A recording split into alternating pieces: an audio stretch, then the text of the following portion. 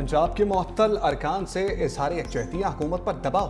तहरीक इंसाफ की मरकजी क़यादत का लाहौर मार्च जाती उम्रा के करीब फार्म हाउस में पीटीआई बड़ों ने सर जोड़ लिए। इजलास में एहतजाजी तहरीक हिकमत अमली मुरतब पर ख्वार। इजलास के बाद पीटीआई क़यादत को इशाइया भी दिया गया। आज प्रेस कॉन्फ्रेंस में इजलास के फैसलों पर आगाह किया जाएगा।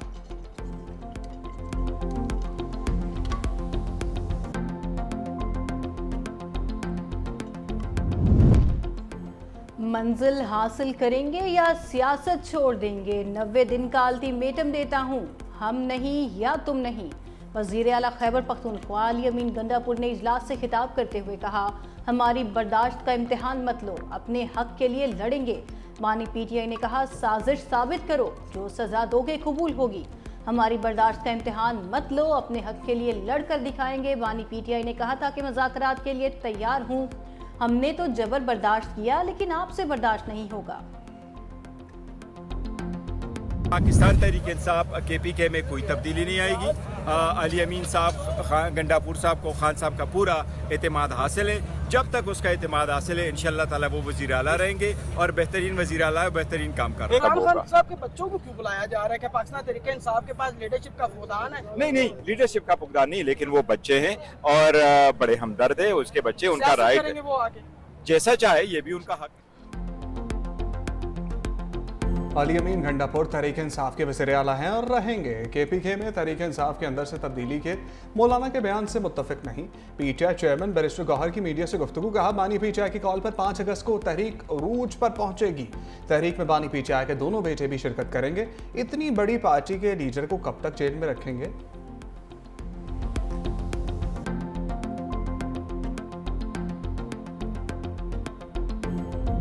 एहतजाज की तो भाई जो उनको काम आता है वो वही करेंगे ना। खैबर पख्तूनख्वा के फिर फंड निकलवाए जा रहे हैं झोंकने के लिए इस तहरीक के अंदर। MPs MNAs को धमकियां देनी है उन्होंने कि उनको निकलना चाहिए। तो पंजाब के अंदर अल्हम्दुलिल्लाह पहले भी पंजाब ने रिस्पॉन्ड नहीं किया था, अब भी पंजाब ने रिस्पॉन्ड नहीं करना, तो हमें कोई खास फर्क पड़ता नहीं।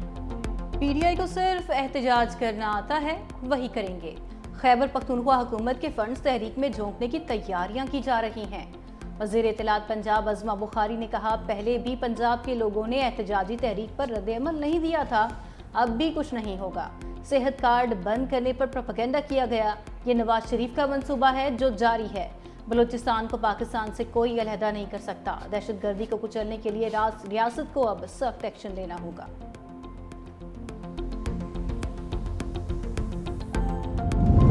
पंजाब असम्बली में अपोजिशन के मुअत्तल अरकान के मामले पर पेशरफ्त। हुकूमत ने मुज़ाकराती कमेटी तश्कील दे दी। सूबाई वज़रा मुश्तबा शजाउर रहमान, ख्वाजा सलमान रफ़ीक, राना अरशद, समीउल्लाह खान और अहमद इकबाल शामिल। पीपल्स पार्टी के अली हैदर गिलानी, काफ लीग के चौधरी शाफे और IPP से शुएब सिद्दीकी मुज़ाकराती कमेटी का हिस्सा। अपोजिशन लीडर भी स्पीकर को मुज़ाकराती कमेटी के नाम देंगे। अपोजिशन और हुकूमती इत्तेहाद की मुज़ाकराती कमेटी का दूसरा सेशन आज होगा।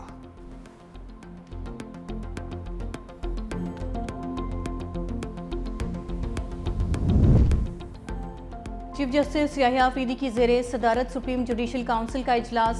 जजेस के खिलाफ शिकायत का जायजा लिया गया। 19 शिकायत मुतफ़िका तौर पर खारिज, 5 शिकायत को मुअख्खर कर दिया गया। सुप्रीम जुडिशल काउंसिल ने जजेस के खिलाफ शिकायत निपटाने पर नाम पब्लिक करने की तजवीज़ मुस्तरद कर दी। Supreme judicial council service rules 2025 का मसवदा मंजूर कर लिया गया।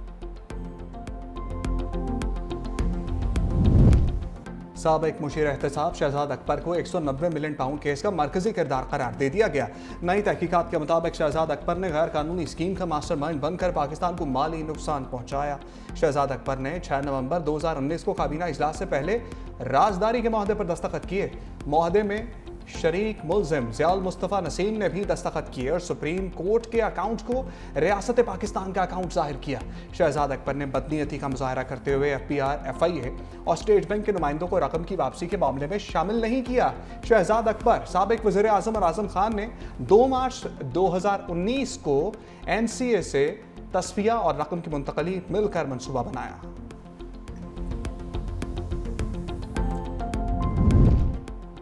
सदर आसिफ अली जरदारी से वज़ीर तवानाई सिंध नासिर शाह की मुलाकात। वज़ीर तवानाई ने सदर को सिंध के तवानाई मसाइल से आगाह किया। नासिर शाह की OGDCI में सिंध की नुमाइंदगी और दीगर मामले में सदर को ब्रीफिंग। नासिर शाह का कहना था कि बिजली कंपनीज में सिंध की नुमाइंदगी ना होने की वजह से मसाइल पैदा हो रहे हैं। वज़ीर तवानाई सिंध नासिर शाह की Sindh electric power regulatory authority के क़याम पर भी ब्रीफिंग। सदर आसिफ अली जरदारी का कहना था कि सिंध तवानाई का हब है। सिंध की तरक्की पूरे मुल्क की तरक्की है। सिंध के तवानाई मसाइल फौरी तौर पर हल किए जाएंगे और तमाम तहफ़्फ़ुज़ात को दूर किया जाएगा।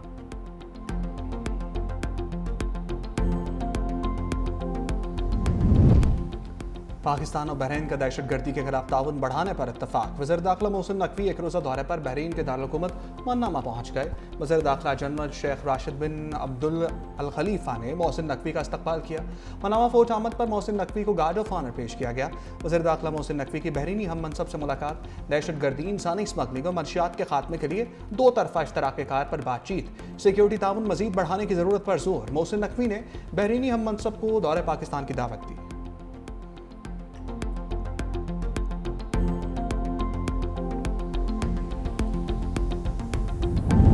9/11 के इल्ज़ामात के एतराफ़ के बदले सज़ा में कमी का मुआहिदा मुस्तरद। अमरीकी अदालत ने खालिद शेख और दीगर 2 मुल्ज़िमान के खिलाफ 1-2 से फैसला सुना दिया। गुज़िश्ता साल खालिद शेख और अमरीकी हुकूमत के दरमियान मुआहिदा तय पाया था कि इल्ज़ामात के एतराफ़ पर सज़ाए मौत ख़त्म कर दी जाए। खालिद शेख और दीगर 2 अफराद को 9/11 का मुबैना मास्टरमाइंड करार दिया गया था। भारत को दिफाई बरामदात के महाज पर बड़ा धचका। ब्राज़ील ने भारतीय साख्ता आकाश मिसाइल डिफेंस सिस्टम खरीदने से इनकार कर दिया। ब्राज़ील भारत की बजाय यूरोपीय कंपनी से जदीद सिस्टम की खरीदारी करेगा। मीडिया रिपोर्ट्स के मुताबिक ब्राज़ील के फैसले को भारत के लिए एक अहम सफारती और दिफाई नाकामी करार दिया जा रहा है।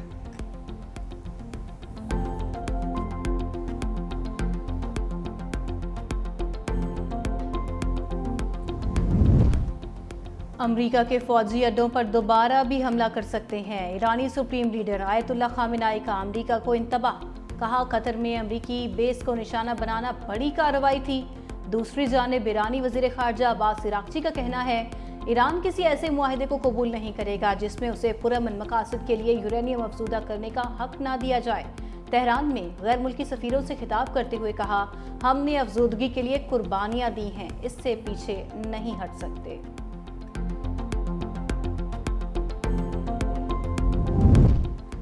गजा में इस्राएली फौज की अंधोनाक बमबारी ना थम सकी। सुबह से अब तक मजीद 60 से ज़ायद फ़लस्तीनी शहीद कर दिए।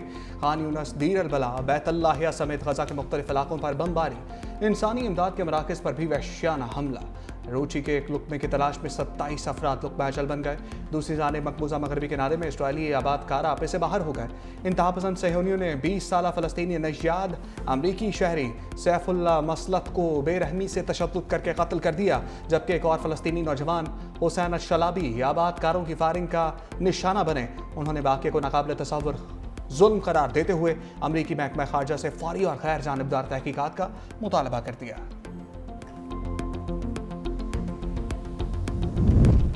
टेक्सास में पहले इतनी तबाही कभी नहीं देखी। अमरीकी सदर डोनाल्ड ट्रंप की टेक्सास के दौरे पर मीडिया से गुफ्तगू। कहा, अमरीकी तारीख के बदतरीन सैलाब का सामना किया जो खौफनाक था। सैलाब में बच्चों की हलाकत अफसोसनाक है। अभी भी बहुत से बच्चे लापता हैं जिनकी तलाश जारी है। इंतजामिया रेस्क्यू वर्कर्स ने बेहतरीन काम किया। उनकी कारकर्दगी को सराहता हूँ। कोस्ट गार्ड्स ने 169 बच्चों की जान बचाई।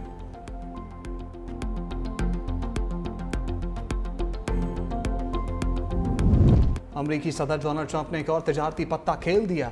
यूरोपीय यूनियन ने मेक्सिको पर 1 अगस्त से 30% दरामदी टैरिफ आयद करने का ऐलान कर दिया। सोशल मीडिया पर अपने बयान में ट्रंप ने खबरदार किया कि अगर इन ममालिक ने जवाबी कार्रवाई की तो मजीद सख्त मौशी इक़दाम किए जाएंगे।